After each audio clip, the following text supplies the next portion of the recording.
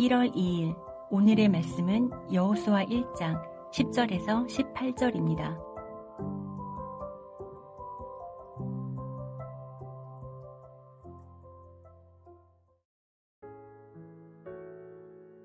이에 여호수아가 그 백성의 관리들에게 명령하여 이르되 진중에 두루 다니며 그 백성에게 명령하여 이르기를 양식을 준비하라. 사흘 안에 너희가 이 요단을 건너 너희의 하나님 여호와께서 너희에게 주사 차지하게 하시는 땅을 차지하기 위하여 들어갈 것임이니라 하라. 여호수아가 또 르우벤 지파와 갓 지파와 므낫세 반 지파에게 말하여 이르되 여호와의 종 모세가 너희에게 명령하여 이르기를 너희의 하나님 여호와께서 너희에게 안식을 주시며 이 땅을 너희에게 주시리라 하였나니 너희는 그 말을 기억하라. 너희의 처자와 가축은 모세가 너희에게 준 요단 이쪽 땅에 머무르려니와 너희 모든 용사들은 무장하고 너희의 형제보다 앞서 건너가서 그들을 돕되 여호와께서 너희를 안식하게 하신 것 같이 너희의 형제도 안식하며 그들도 너희의 하나님 여호와께서 주시는 그 땅을 차지하기까지 하라. 그리고 너희는 너희 소유지 곧 여호와의 종 모세가 너희에게 준 요단 이쪽 해돋는 곳으로 돌아와서 그것을 차지하지니라. 그들이 여호수아에게 대답하여 이르되 당신이 우리에게 명령하신 것은 우리가 다 행할 것이요 당신이 우리에게 보내시는 곳에는 우리가 가리이다. 우리는 범사에 모세에게 순종한 것 같이 당신에게 순종하려니와 오직 당신의 하나님 여호와께서 모세와 함께 계시던 것 같이 당신과 함께 계시기를 원하나이다. 누구든지 당신의 명령을 거역하며 당신의 말씀을 순종하지 아니하는 자는 죽임을 당하리니 오직 강하고 담대하소서. 2025년 1월 달에는 여호수아서를 묵상합니다. 여호수아서를 묵상하기 전에 여호수아에 대한 대략적인 내용을 이야기하겠습니다. 여호수아의 내용은 크게 두 가지로 구분해 볼 수 있습니다. 1장에서 12장까지는 요단 서쪽 땅의 정복, 그리고 13장부터 21장까지는 12지파의 땅 분배입니다. 요약하면 가나안 정복과 분배라고 할 수 있겠습니다. 여기서 정복이란 단어가 우리의 마음을 조금 어렵게 합니다. 여러분, 정복이라는 말을 좋아하시나요? 이 단어는 세상 사람들도 싫어하는 단어입니다. 정복이라는 사전적인 의미는 무력을 통해서 정벌하여 복종하게 한다는 의미를 가지고 있습니다. 예수님의 삶을 따르는 우리들은 예수님의 삶과 사역이 교만이 아닌 겸손, 강함이 아닌 약함, 영광이 아닌 고난, 정복이 아닌 희생입니다. 이 정복, 특히 정복 전쟁에 대한 감정은 우리에게는 불편한 감정입니다. 이 때문인지 가나안 정복 전쟁 이야기가 구약의 하나님에 대한 오해와 편견을 갖게 합니다. 구약 성경의 하나님은 불과 유황과 전쟁과 복수, 피와 처벌의 하나님이라고 인식하는 것 같습니다. 반대로 신약의 하나님은 예수님을 보내신 사랑의 하나님으로 인식하는 것 같고요. 그래서 어떤 교회 성도님들은 구약 성경을 읽지 않고 신약 성경만 보는 분들도 있습니다.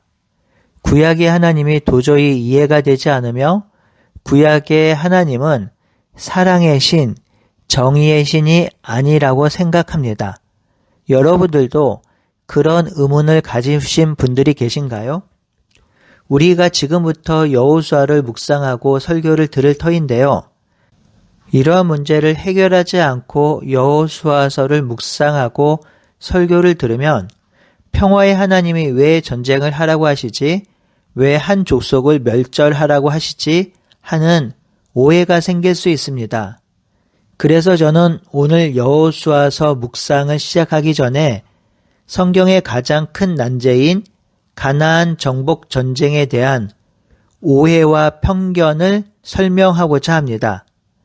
여기서 중요한 것은 정복 전쟁이란 문제에 대해 이 땅의 많은 구약 학자들이 답변을 내놓았지만 우리로 하여금 완전한 이해를 가져다 주지 못했다는 것입니다. 하지만 성령의 조명으로 가장 근접한 대안과 답을 찾아가는 시간이 되길 소원합니다.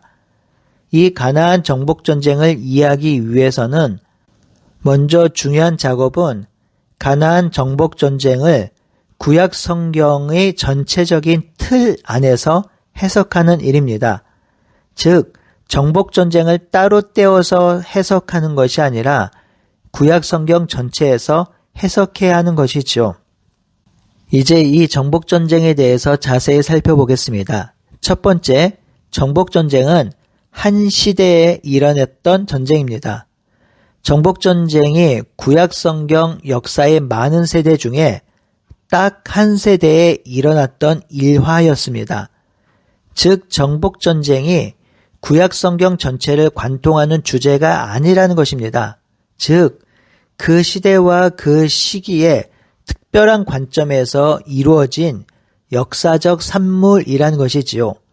비록 정착하고 땅의 소유를 주장하는 과정이 이 여러 세대에 일어났지만 핵심 요새의 성읍들을 실제로 침입하고 파괴한 것은 대부분 한 세대에 일어난 사건이라는 것이지요.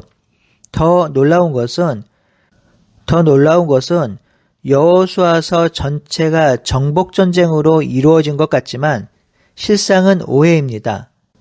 여리고성과 아이성 전투만이 선제 공격을 했습니다.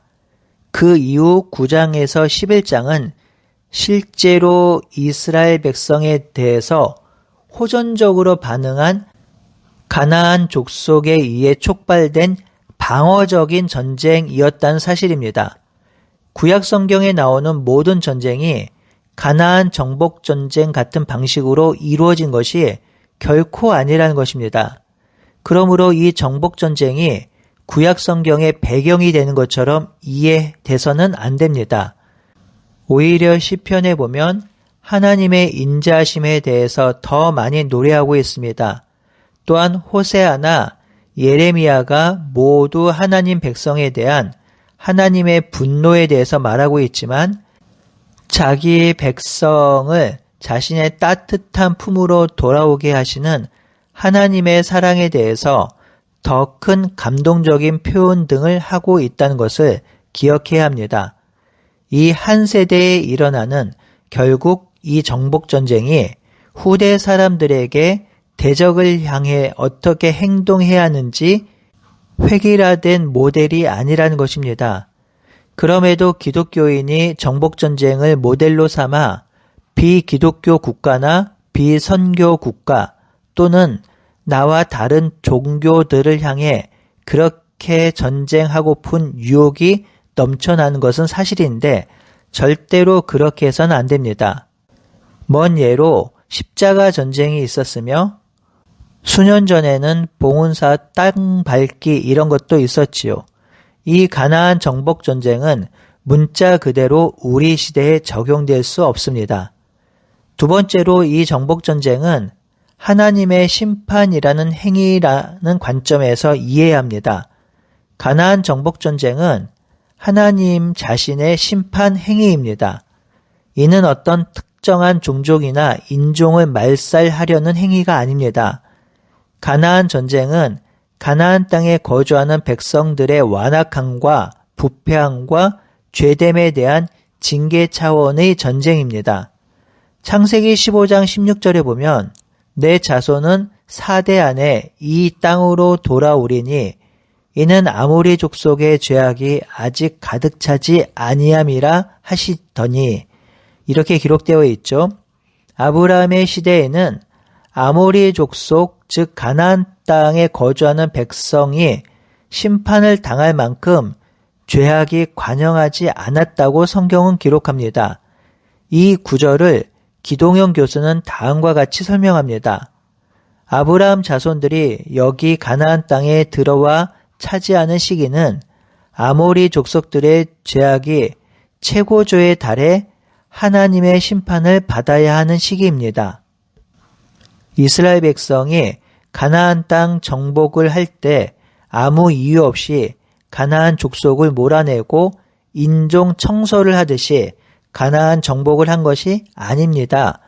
가나안 땅의 모든 백성들이 죄악이 너무 심하여 멸망당해도 아무 할 말이 없었던 상황이었고, 그러니 멸망당해도 아무도 이의를 제기할 수 없는 그 시기에 가나안 정복전쟁이 시작된 것입니다. 이 가나안 정복전쟁은 가나안 땅 백성들을 향한 하나님의 심판 전쟁입니다. 실제로 아브라함 이후 400년이 지나자 그들의 죄악은 심판당하지 않으면 안 될 만큼 가증한 죄악을 범했습니다. 이는 레위기 그리고 신명기에 기록되어 있지요. 레위기 19장 24절 25절에 보면 내가 내 앞에서 쫓아내는 족속들이 이 모든 일로 말미암아 더러워졌고 그 땅도 더러워졌으므로 내가 그 악으로 말미암아 벌하고 그 땅도 스스로 그 주민을 토하여 내느니라. 하나님 앞에서 쫓겨나는 백성들은 범죄가 가득한 가나안 땅 사람들입니다. 신명기 12장 31절에도 이렇게 기록되어 있습니다.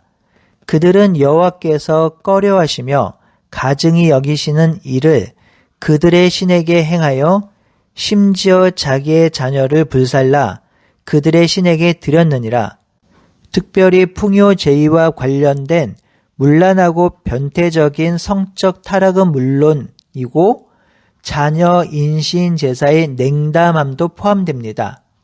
즉 여호수아가 가나안 땅을 정복할 때는 이미 가나안 땅은 영적으로 타락하고 도덕적으로 음란하고 우상을 숭배하는 땅이었습니다. 이들의 악함은 히브리서 11장 31절에도 기록되어 있습니다. 믿음으로 기생 라합은 정탐꾼을 평안히 영접하였으며 순종하지 아니한 자와 함께 멸망하지 아니하였다고 기록하지요. 이 본문에서 순종하지 아니한 자들은 가나안 땅 사람들입니다. 이 본문에 의하면 가나안 땅 사람들은 도덕적으로 자기의 죄를 인정하고 있었지만 회개하지 않는 자들, 순종하지 않는 자들로 묘사되고 있습니다. 그러므로 이들의 죄는 땅에 관영하였고 하나님의 심판이 행해진 것이지요. 세 번째로 정복전쟁과 같은 하나님의 심판은 이스라엘 백성에게도 예외는 아니라는 것입니다. 가나안 땅에 들어간 이스라엘 사람들이 가나안 사람들처럼 행동하면 이스라엘 백성들은 어떻게 될까요? 하나님은 이스라엘 백성들에게 말씀하십니다. 너희도 가나안 땅의 사람들처럼 살면 가나안 사람들처럼 심판을 받을 것이라 경고하셨지요. 신명기 28장은 축복과 저주가 함께 공존하는 장인데요.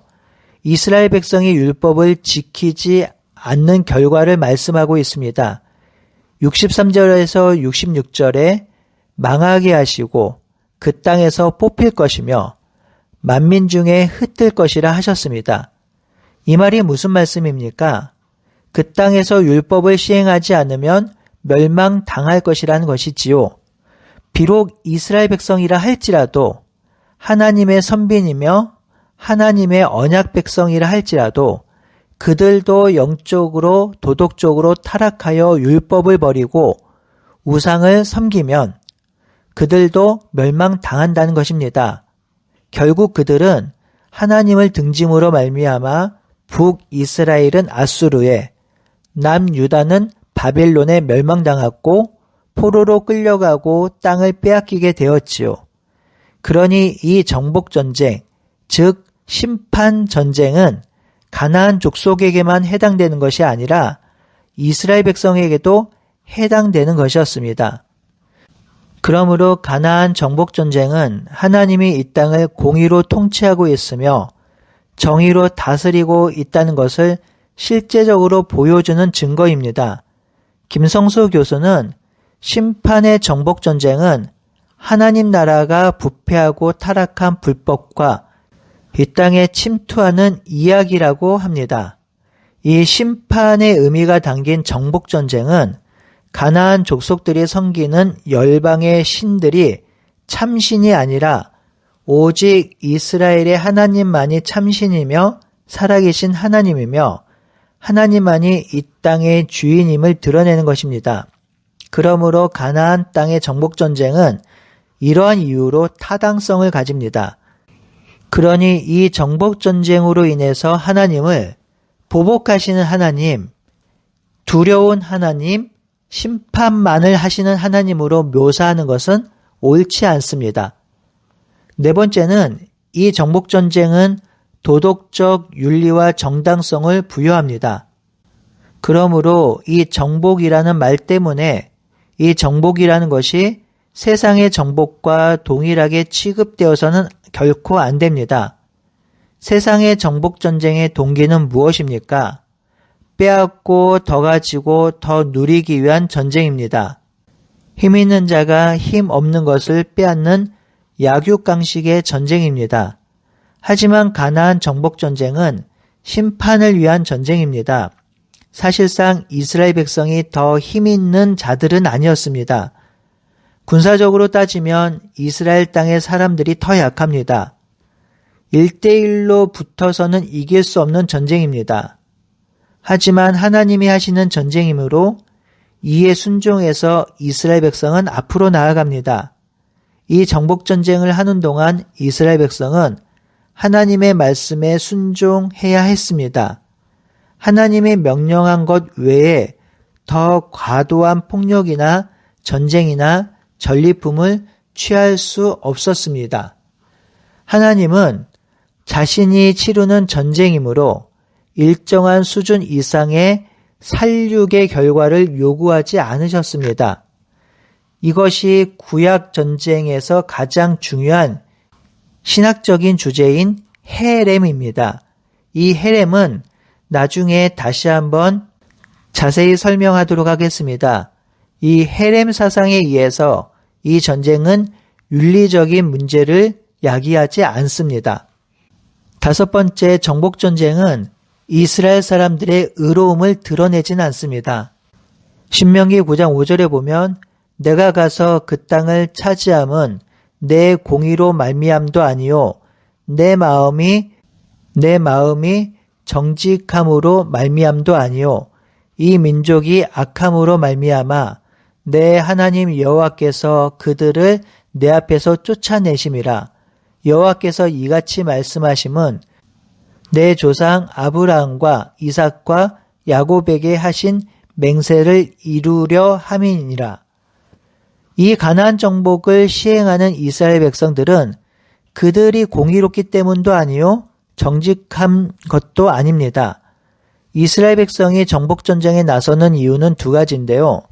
첫 번째는 가나안 족속들의 죄악 때문이며 그들의 죄악에 대한 심판 차원으로 정복이 이루어지는 것이지요. 또 하나는 이스라엘 백성과 하나님과 맺은 언약 때문입니다. 하나님의 언약, 즉 이스라엘 백성과 맺은 언약 때문인 것이지요.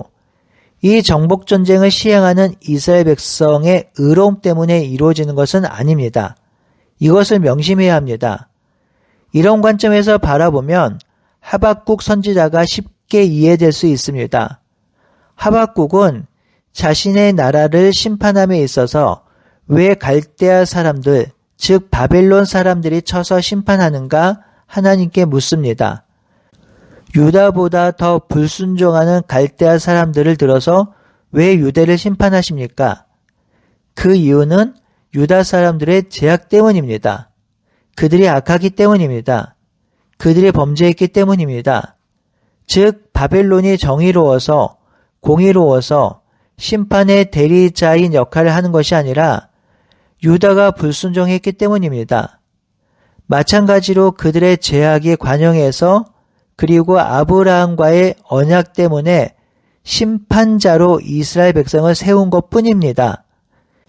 이렇게 정복전쟁을 이해하지 않으면 정복전쟁을 알레고리화 해석해서 매우 심각하게 잘못 적용할 수 있다는 것입니다. 우리가 이스라엘 백성이며 믿지 않는 사람들이 가나안 땅 사람들이라고 해석해서 우리가 믿지 않는 사람들을 무력과 폭력을 정당화해서 정복하는 일이 일어나기도 하는데요. 절대로 그런 일이 일어나서는 안 됩니다. 또한 정복전쟁을 잘못 이해하면 구약의 하나님과 신약의 하나님이 다르다고 이해할 수 있습니다. 그러므로 오늘 말씀드린 것을 잘 기억하여 이제 마지막으로 여호수아에서의 현대적 적용을 해보도록 하겠습니다. 사실상 심판 전쟁으로 생각할 수 있는 가나안 정복 전쟁이 마칠 무렵 여호수아 18장 1절에 이스라엘 자손이 온 회중의 실로에 모여서 거기서 회막을 세우며 그 땅은 그들 앞에 돌아와 정복되었다라고 고백하고 있습니다. 가나안 땅은 이스라엘 앞에서 정복되었습니다. 여기서 정복되었다란 말은 이중적인 의미를 가지고 있습니다. 이 정복은 말 그대로 정복전쟁에서 심판을 맞이했다는 의미를 가지고 있습니다. 그리고 또 한 가지 의미는 여기서의 정복은 새로운 시작을 의미하는 정복입니다. 정복이라는 단어는 창세기 1장 28절에 쓰인 정복이라는 히브리어 단어와 동일합니다. 창세기 1장 28절에 보면 하나님이 그들에게 복을 주시며 하나님이 그들에게 이르시되 생육하고 번성하고 땅에 충만하라, 땅을 정복하라, 바다의 물고기와 하늘의 새와 땅에 움직이는 모든 생물을 다스리라 하시니라. 여기서 28절에 땅을 정복하라는 말은 땅 위의 모든 생명을 무한적으로 취급하고 말살하라는 뜻이 아니지요. 정복하라는 개념은 사람이 하나님의 대리자로서 하나님과 동일한 방식으로 그것들을 자비로운 왕처럼 피조세계를 관리하는 것입니다. 이처럼 지금 가나안 땅에 정착하는 전쟁을 통한 심판전쟁 이후에는 창세기의 명령과 같이 그 땅을 하나님의 말씀, 즉 율법이 시행될 수 있도록 해야 할 책임과 의무가 있다는 것을 보여줍니다. 이와 같은 하나님의 명령이 사실 우리들에게도 주어진 것입니다. 이미 이 땅은 예수 그리스도를 통해서 믿지 않는 자들에 대한 현재적 심판이 진행되고 있습니다. 하지만 우리는 예수 그리스도를 통해서 하나님 나라에 거하게 된 백성이 되었고 이 심판에서 어느 정도 자유롭게 되었습니다. 그러므로 우리에게 주어진 명령도 이와 같습니다. 이 땅을 정복하는 것인데요. 하나님의 다스림으로 이 땅을 다스리는 것입니다. 폭력과 착취와 억압과 힘으로 다스리는 것이 아니라 예수님이 말씀하신 통치 원리는 정의와 공의로 이 땅을 다스리며 살아야 하는 것이지요. 사탄이 다스리는 이 땅의 영역에 대항하여서 하나님이 주인 되심을 선포하며 그리고 그 하나님의 다스림으로 이 땅을 살아가야 합니다. 정의와 공의로 이 땅을 세워가야 합니다. 이것이 우리가 살아가야 하는 삶의 방식이고요. 여호수아서를 이해하는 방식이 되어야 할 것입니다. 오늘 하루도 하나님께서 우리들에게 주신 하나님의 놀라운 통치 다스림을 붙들고 오늘도 공평과 정의로 인애와 사랑과 긍휼로 살아가는 우리 모두가 되길 바라고 소원합니다.